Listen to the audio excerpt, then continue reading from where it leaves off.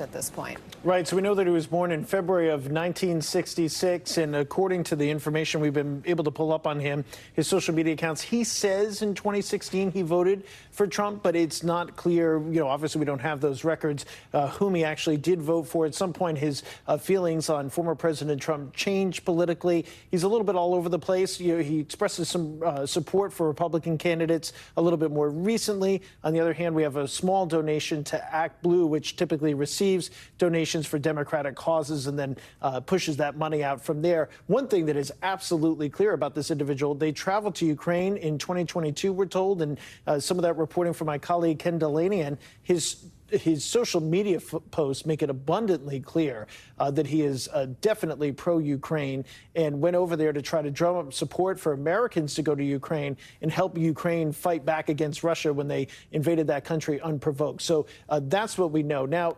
we say this, and people have kind of criticized us online for saying that there's still no motive.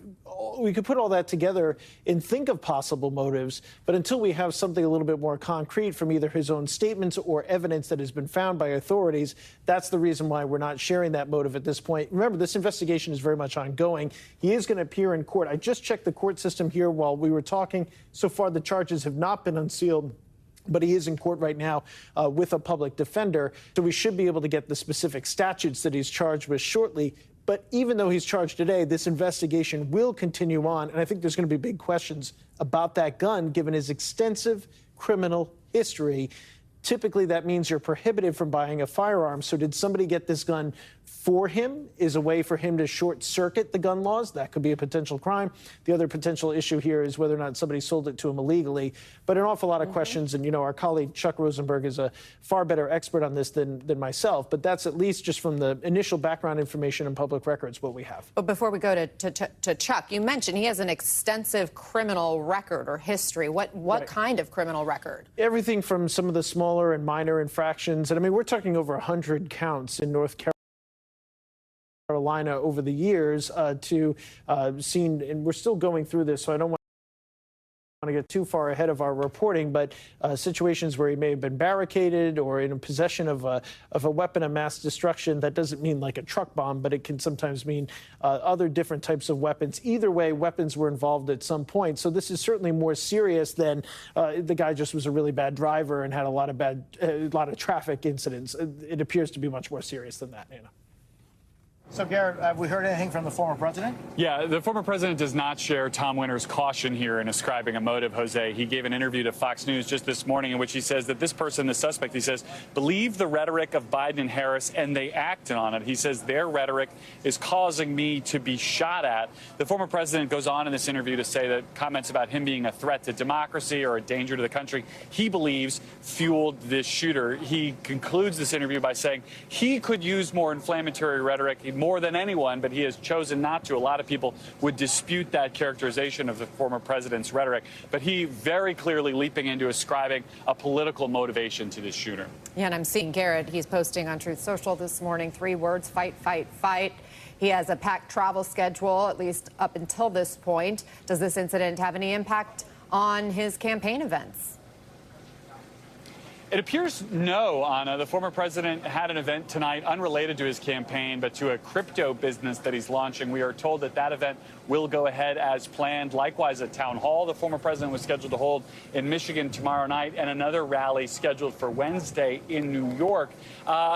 With the first assassination attempt, the former president's schedule was essentially backed up against the Republican convention. It was sort of an all-or-nothing move to keep or cancel those events. I'll be curious to see if anything else gets added to the former president's schedule to talk more about what happened. Let's bring in NBC's Kathy Park, who just got out of court here in West Palm Beach, Florida. Kathy, what you see? So, Jose, the hearing just wrapped up momentarily, and this was our first look at Ryan Ruth. And I can tell you his demeanor was calm. He was nonchalant. He was kind of going with the flow earlier today, but he did come into the courtroom. He was shackled, wearing a dark navy jumpsuit, and the proceedings actually took just a matter of minutes. But I do want to read off the charges that he is now facing. The first charge, possession of a firearm by convicted felon, which carries a maximum penalty of 15 years in prison, $250,000 fine, 3 years of supervised release. The other charge that he is facing, possession of a firearm with an obliterated serial number, that penalty carries up to 5 years in prison, $250,000 fine, and 3 years of supervised release. The judge was also asking a few questions to the defendant, just kind of talking about his work history. He said he makes about $3,000 a month. It's unclear what his occupation is, but he says he has no money to his name, owns no real estate, but did say that he has 2 vehicles, 2 trucks in Hawaii that's worth about $1,000 each. He does have a young son. He said that he was 25 years old, and just based on that information, the judge decided to appoint him a public defender. So Ryan Ruth will be working with a public defender here on out, and we are told that there will be a pre-trial detention hearing in the next 5 days, and that will be Monday, September 23rd. But once again, Jose, the suspect walking into the courtroom really just calm, and just at one point we saw him having conversation with the public defender and cracking a couple of smiles, but he was very polite and said, "Yes, Your Honor," after every question that was asked. But this initial hearing was rather quick and procedural.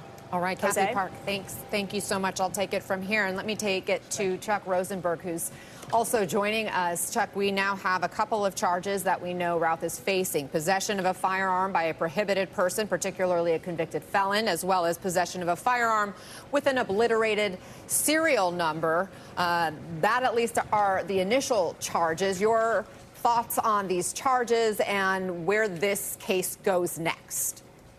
Yeah, sure, Anna. So what happened today in federal court was an initial appearance where a defendant who has been charged by criminal complaint, in this case by federal prosecutors, appears in front of a federal magistrate judge who advises the defendant, Mr. Routh, of the charges. We heard what they are. No surprises there, as Tom Winter surmised, with all of this gentleman's previous arrests. At least one has resulted in a conviction. That makes him a prohibited person. That means he can't possess, own, carry a firearm. At this point, Anna, all the prosecutors have to do is file a charge, one charge. In this case, they've filed 2, to hold him. That gives them more time to investigate.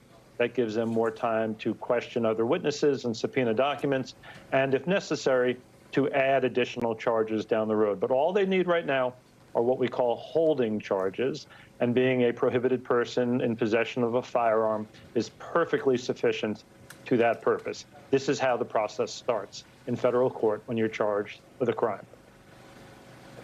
So, Chuck, just wondering, because it's still unclear as far as we're concerned whether this person actually was able to carry out a shot, or were all the shots coming from the Secret Service agent or the official that saw that person outside the fence?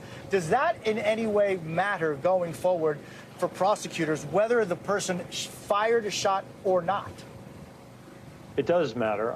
Now, it doesn't matter, Jose, to the charges now lodged against him. Being a prohibited person in possession of a firearm doesn't require that you discharge the weapon. However, if he was indeed shooting at Mr. Trump or at federal agents, Secret Service officers, that could mean additional charges, like assaulting a Secret Service agent, could be lodged against him. So that's why you have a holding charge, which they've already done, and why you continue to investigate. Was he armed? Did he have ammunition? Did he use it? Did he discharge the weapon? If he discharged it, who was he aiming at? And all of that can lead to additional charges. I don't know any of those facts at this point. It will be developed, but that's why you have the ongoing investigation. I would not be at all surprised, Jose, if we saw additional charges down the road. Speaking of additional charges, Chuck, I'm just thinking about the image that we've all seen in the reports from law enforcement about what they found at the scene. The fact that he had these backpacks up against the fence, the GoPro camera, the rifle that was up against the fence, the backpacks full of these ceramic tiles that law enforcement has said could be used to sort of shield additional bullets like bulletproof vests would do. Does that speak to intent? And where would that intent come into play when it comes to charges he could face? When I'm thinking, they're calling this an apparent attempted assassination. And it may well have been, Anna. Although to Tom's point earlier, the motive is something we develop over time. But depending on what was in those backpacks, if indeed there were ceramic tiles, those could be used as ballistic shields. He may have been trying to set up a place from which he could shoot and not be hit by return fire.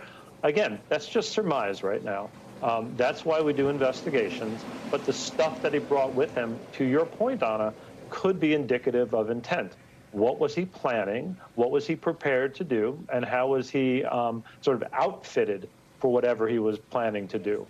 Now, you don't need to prove motive with respect to most criminal offenses. Motive is completely irrelevant. It may be interesting. Your viewers may care a lot about it, but it's not necessary to a prosecutor to prove motive in order to prove a crime. But if you can prove motive, if you can prove that as part of your overall case, it is certainly helpful. So what was in the backpack? Why did he bring it? Let's talk to the people who know this guy. Let's see when and where he bought it. Let's look at his social media. Let's look at his emails and text messages. Let's collect as much data and information as we possibly can to see what else we can unearth. We don't know it yet. Garrett Haight, Tom Winter, and Chuck Rosenberg, thank you all so very much. Thanks, guys. Up next, new scrutiny of the Secret Service this morning. We'll talk with a former Secret Service special agent about how a man with a semi-automatic rifle was allowed to get so close to the former president. Plus, both campaigns are very busy on the trail this week with just 50 days until the election. We'll look into the latest reporting on their plans to beef up security. And later, we'll talk to a reporter who interviewed the suspect for a piece in the New York Times just last year. We're back in 90 seconds. You're watching special coverage right here on MSNBC.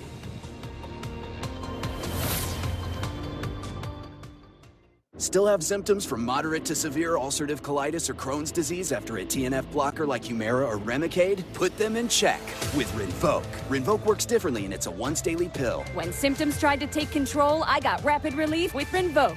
Check. When flares tried to slow me down, I got lasting steroid-free remission with Rinvoq. Check. And when my doctor saw damage, Rinvoq helped visibly reduce damage of the intestinal lining. Check. Rapid symptom relief, lasting steroid-free remission. And visibly reduced damage. Check, check, and check.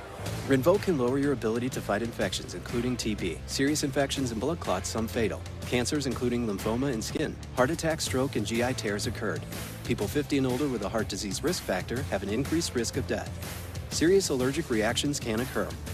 Tell your doctor if you are or may become pregnant. Put UC and Crohn's in check and keep them there with Rinvoq. Ask your gastroenterologist about Rinvoq and learn how AbbVie can help you save. From this can't miss moment to this hello new grandpa moment to that whatever this is moment. Your moments are worth protecting against RSV. If you're 75 or older or 60 or older with certain chronic conditions, you're at higher risk of being hospitalized from RSV. And there are no prescription RSV treatments. You have options. Ask your doctor about Pfizer's RSV vaccine. Because moments like these matter.